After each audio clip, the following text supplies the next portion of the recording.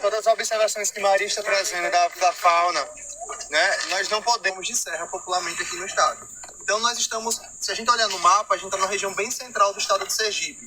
Esse complexo de rochas, eles são aqui muito importantes para Sergipe, não só pela presença do quartzito, mas também pelos minerais presentes no solo.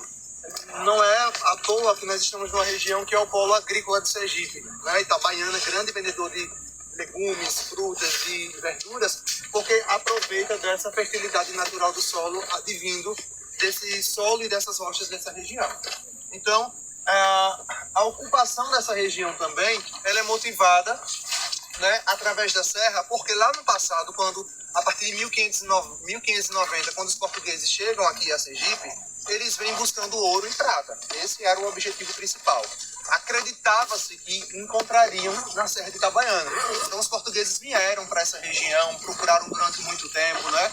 Os relatos históricos afirmam que as primeiras ocupações nessa região eram de moradores que acreditavam que aqui tinha prata. Eles vieram para cá e fundaram aqui as primeiras comunidades que deram origem à cidade de Itabaiana, certo? Então a gente tem aqui rochas antigas, né? E uma biodiversidade única do nosso estado. Nós estamos no Parque Nacional Serra de Itabaiana, que foi, por decreto de 2005, oficializado como um parque de conservação. Ou seja, a necessidade de preservar a fauna e a flora, porque, como Maria bem disse, muitos animais aqui estão em extinção. Significa que existem poucos na natureza. Então, há uma necessidade muito grande de conservar esse espaço biologicamente falando.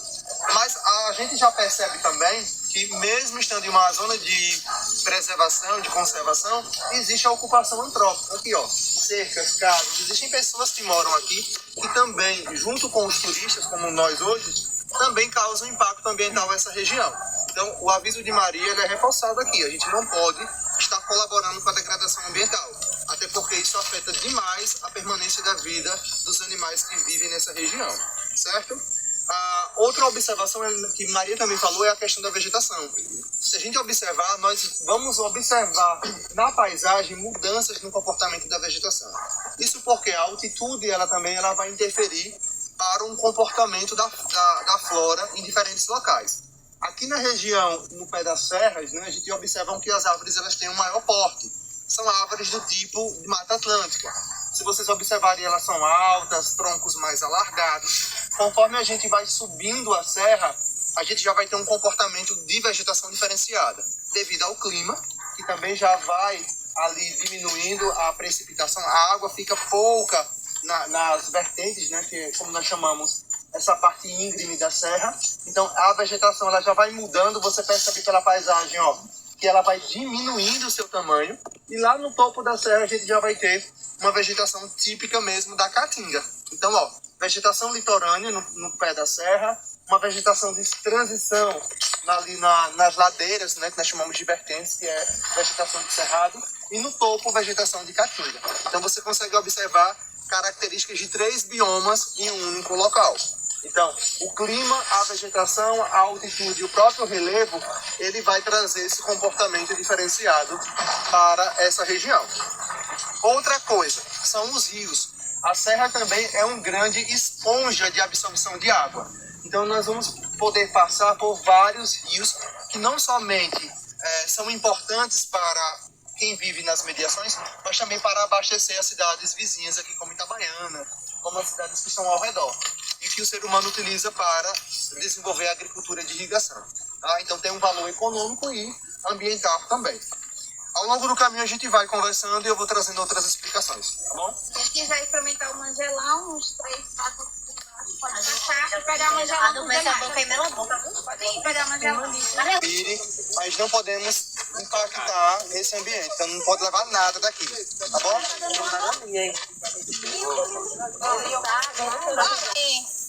Mais popular, né? E ele é muito utilizado para controle de pulga e carrapato. São 2 animais diferentes, né? Então o pessoal faz o chá e banha os bichos. É uma fruta? É uma fruta aqui, ó. Essas bolinhas, mas ela é amarga. O pessoal utiliza como... Minha mãe já sabeu. Minha mãe... e Jurubeba. Jurema e Jurubeba. A Jurubeba serve para... Da rocha. Claro que aqui ela já sofreu alguns intemperismos, que é vento, chuva, sol. Ela sofreu alguns intemperismos, vento, chuva, bota aí. E aí, algumas pessoas já viram a coloração da água, né? Por que essa água é dessa cor? Né? É pela quantidade de minério de ferro que tem aqui na terra. Ela é dessa cor porque... Meu filho, se aquece. Então, aqui, dessa rocha pra lá, que a gente já vai começar a ver as formações rochosas, a gente vai começar a observar um pouco da diferença da rocha. Esse rio, ele costuma secar. Por quê? Porque ele é de nascente. Então, ela só tá assim porque choveu esses dias. Então, quando chove, ela acaba minando e correndo esse rio. Mas na época mesmo do verão, tudo isso aqui seca. E na época do inverno, isso daqui chega a ter 3 metros de profundidade. Não parece ser fundo, mas é. Então essa parte que vocês estão agora fica coberto de água na época de junho, julho, agosto, setembro, a depender das chuvas, até novembro. Senão, ela fica totalmente seca, tá? Mas agora, quando... Não, agora não tá tão fundo não. Dá pra ver o chão lá embaixo. A principal característica dela é a qual? A cor da água dos minérios. É sempre dessa cor. Ela não vai mudar de cor. Ei, pra tirar uma foto Sempre, aqui, sempre. Mas ela é boa pra consumir. Vai, tira uma foto. Porém, existe, né? Você tem que ter um pouquinho de cuidado. Por quê?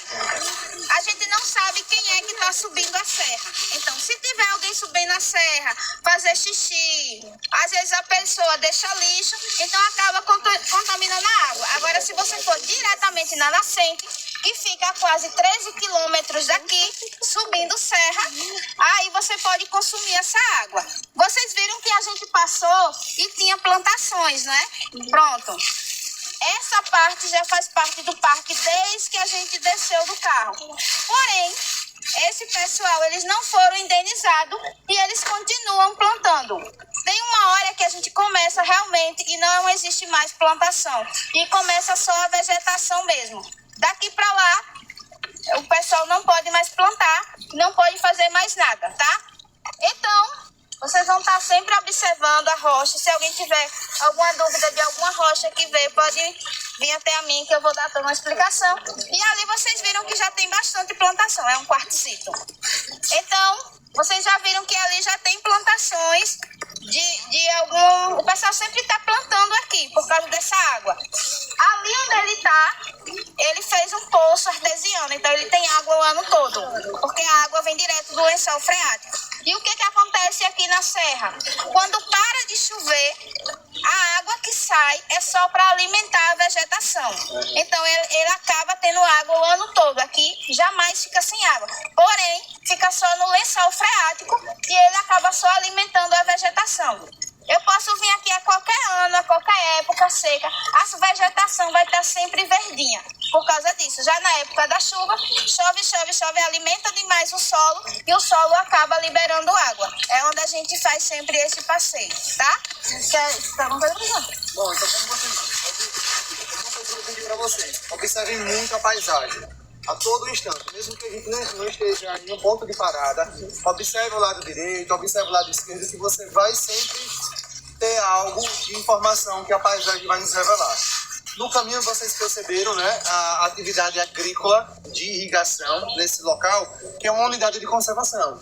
Na teoria, não deveria ter construções, não deveria ter essa ocupação humana da forma como está tendo. Tá? Então, na teoria, a unidade de conservação é um local reservado para a preservação da fauna e a preservação da flora do jeito que a natureza criou. Porém, nós sabemos que a prática, muitas vezes, ela se difere da teoria. E aí, o que nós observamos? Que mesmo, né, estando em uma área de conservação, o ser humano ainda continua alterando a paisagem e a dinâmica ambiental. Olha aqui nesse lugar, você observa que deveria ser um local intocável pelo homem. Aí você vai aqui atrás, você consegue observar essa construção aqui. Professor, isso aqui foi a natureza que fez? Não. Né? As rochas estavam aqui presentes, mas para conter a água e possivelmente para ser utilizado como fonte de lazer em alguns momentos do ano, eles constroem essas barreiras artificiais, fazendo com que aqui vire uma verdadeira piscina, né, artificial, mas que serve para atrair pessoas no período em que a estação do ano esteja mais quente. Então, o homem está sempre alterando, não só fisicamente, né, tirando as rochas dos lugares, reposicionando, mas também, olha só, se vocês observarem, existem bolsas de plástico aqui, você vai encontrando aqui, ó, lá, uma pegada humana, que vai deixando rastros e que os animais aí, com certeza, vão sendo impactados. Algum animal pode se alimentar com resto de alimento, pode acabar engolindo um pedaço de plástico e aí acabar não fazendo a digestão e morrer. Então a gente vai fazendo uma série de alterações, né? E chamando atenção também para essa importância da vegetação. Nós vimos que com a explicação de Maria que essas águas aqui, elas não são águas que estão durante todo o ano, né? Então, quando chega o período mais quente, ela tende a diminuir o volume da água, mas se você perceber, a vegetação aqui, ela tem um papel também de ajudar a manutenção da água, reduzindo a temperatura, né? Porque se o sol estivesse todo exposto aqui, o nível de evaporação seria muito maior. Então, a vegetação preserva a temperatura, diminui a evaporação das águas e também as raízes ajudam. Olha só onde o Neto está sentado ali, ó. A vegetação também está segurando o solo. Então, a vegetação também ajuda a evitar com que esse solo ele seja transportado para os rios, né, deixando eles cada vez mais rasos. Então, a natureza ela trabalha toda numa dinâmica de uma ajuda mútua. Uma vai colaborando com a outra. Se o ser humano vier aqui cortar as árvores, o que, é que vai acontecer? Aumenta a temperatura, as raízes já não vão servir de barreira natural. Provavelmente aqui vai ficar cada vez mais impactado e mais raso. E a gente aos poucos vai perdendo essa dinâmica ambiental, tá bom? Então vamos continuar prestando atenção e observando. O papel nosso aqui é observar e aos poucos ir analisando o que é que o ser humano e a natureza estão fazendo nesse ambiente, tá bom? Alguma dúvida? Maria? Ó, pessoal, vocês vão observar desde a areia lá. Vocês viram que a areia lá ela é bem fininha, né? É quase uma areia de praia. Já aqui que a gente tá adentrando um pouquinho, ela já vem mais um pouco, ó. Ela é bem mais robusta, já com pedrinhas. Ou seja, aqui é o calcário e mais aqui embaixo é um calcário arenítico, que provavelmente vai formar essa rocha há milhões e milhões de anos. Lógico que isso daí não foi da noite pro dia, né? Isso aí já tem há milhões de anos, mas se formou a partir dessa rocha aqui, ó. E quando a gente for subindo, a gente já vai mudando um pouco o calcário, que já vai se tornar um arenito, tá? Um calcário arenito, depois um quartzito, tá? Então, ele vai mudando, sempre vai ter uma mudança da rocha, até o ponto mais alto. Ai, só tô mexendo na água. E tem peixe. E o que é água ruim? Que são os bioindicadores de água mineral. Então, se tem peixe, tem oxigênio. Ou seja, tem vida aqui dentro. Eles estão com oxigênio. Então, esses peixinhos, eles fazem também dizer que a água ela está boa para banho. Se tivesse poluída, não teria nenhum bicho. Não teria vida aqui dentro. Então, isso significa que essa água ela está boa, porém vocês não podem tomar banho. Peixe significa qualidade. Tendem a se modificar para sobreviver, né? Então aqui é uma vegetação, a vegetação que ele tá é na terra. Então ele tem que ter a cor da terra para poder se camuflar, né? Agora isso conseguiu não, porque o Bruno encontrou ele. Tira uma foto do daqui. Vou botar aqui. Vocês podem não estar vendo, mas tem abelha. Alguém já foi picado por abelha. E se ele tivesse alergia? O Murilo subiu lá em cima, não pode. A gente que conhece a mata não sobe. Quanto mais uma pessoa que nunca veio aqui, tá? Então agora, para essa subida, ela é muito mais difícil, muito mais alta. Então os professores vão se dividir e vocês vão ter que tomar conta dos meninos, tá? Eu posso tomar conta de 10 ou 15, que é o máximo que eu consigo guiar, tá? É o máximo que eu consigo guiar. O restante a gente vai se dividir. E eu quero que todo mundo me ouva. Se eu falar, é pra me ouvir, tá? Porque quem conhece a mata sou eu, não são vocês, tá? Se eu disser alguma coisa, me escute, tá? Porque a gente não quer que ninguém se machuque. Vocês chegaram aqui bem, a gente quer que volte bem. Senão não vai ter mais seio da escola e vocês ficam sem conhecer o que é a natureza, esse conhecimento. Aproveite que os professores estão te dando essa oportunidade, porque muita gente não tem condições de estar aqui e vocês estão tendo essas condições. Então vamos respeitar, tá? Respeitar o professor, respeitar quem conhece a mata. Quem conhece a mata sou eu, não é Murilo, tá? Murilo fez uma infração que ele poderia ter caído, poderia ter se machucado, porque lá em cima tem cobra onde Murilo estava andando. A gente sabe onde é que tem o ninho da cobra. E eu estava dizendo a ele, desça, se a cobra picasse ele. E agora, como é que a gente ia carregar o Murilo? Né? Eu tenho kit de primeiros socorros, mas não se diz a todos os animais. Então, por isso que a gente tem que andar na trilha. Não é trilha ali onde Murilo estava. E ele só me obedeceu quando eu falei mais alto. Eu não gosto de falar alto com ninguém, porque a gente tem que respeitar a natureza. A gente falando alto, alguns animais se incomodam. Quando alguém tem um som muito alto, você não se incomoda? Então, mesmo assim, é a natureza, tá? A gente vai se dividir com o professor, porque essa parte que a gente vai, ela é muito alta, porém tem muito conhecimento lá em cima. Então, não fiquem afastando, tirando foto que nem eu vi aqui, porque vocês podem cair. Já morreu gente lá em cima, já teve gente que se machucou, tá? Então, vamos respeitar.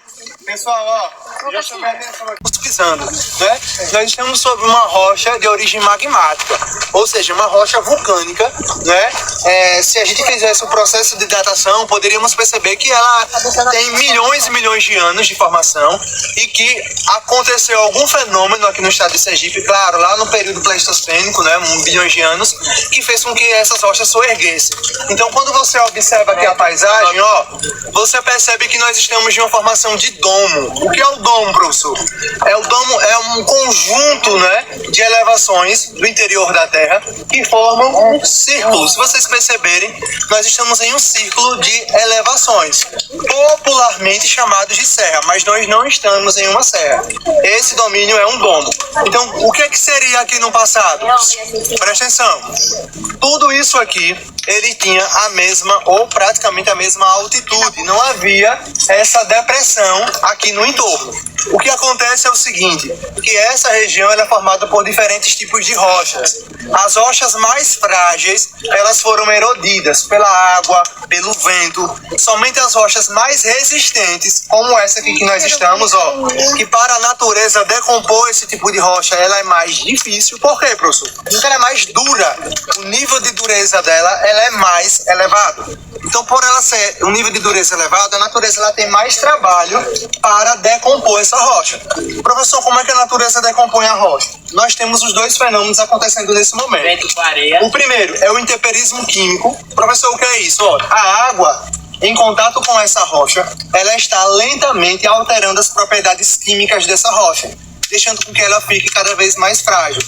Outro é o intemperismo físico. O que seria isso? O sol, durante o dia, aquece a rocha, ela expande de tamanho, porque a temperatura aumenta e os minerais que fazem a rocha, eles se expandem. À noite, quando o sol, passa do horizonte, a temperatura ela diminui, fazendo com que a rocha ela sofra um processo de recolhimento. Então, durante o dia, ela aquece e expande, à noite ela esfria e comprime. Esse efeito sanfona, como eu costumo dizer na sala, faz com que há milhões e milhões de tempos, esse processo sendo sucessivamente repetido, a rocha vai ficando cada vez mais frágil e ela vai quebrando. A água, quando chove, ou a água do próprio lençol freático vai fazendo com que essa rocha lentamente ela vá se decompondo. Então, o que a gente vê aqui é um processo que já vem atuando há milhões de anos e já realizou nessa porção aqui, ó, que nós estamos vendo aqui atrás de mim, onde as rochas mais frágeis já foram transportadas. As mais difíceis, as mais duras, elas ficam por mais tempo. Então, a natureza continua trabalhando essas rochas. E claro que para a gente visualizar essa transformação mais efetiva, precisa-se de muito tempo, né? Então você percebe que mesmo em um ambiente onde não há presença de solo, a vegetação ela consegue aqui garantir uma preservação do topo. Qual a importância dela? Absorver água. Essa água faz com que haja, essa água da atmosfera ela consegue ser absorvida pelas plantas e também escoar por cima dessas rochas, fazendo com que essa água abasteça toda uma rede hidrográfica presente nesse ambiente, certo? Quando o sol bate, tem uma sorte. Quando o sol Minerais se expandem. durante o dia ele se expande porque a temperatura aumenta, durante a noite os minerais eles retomam o seu local de origem.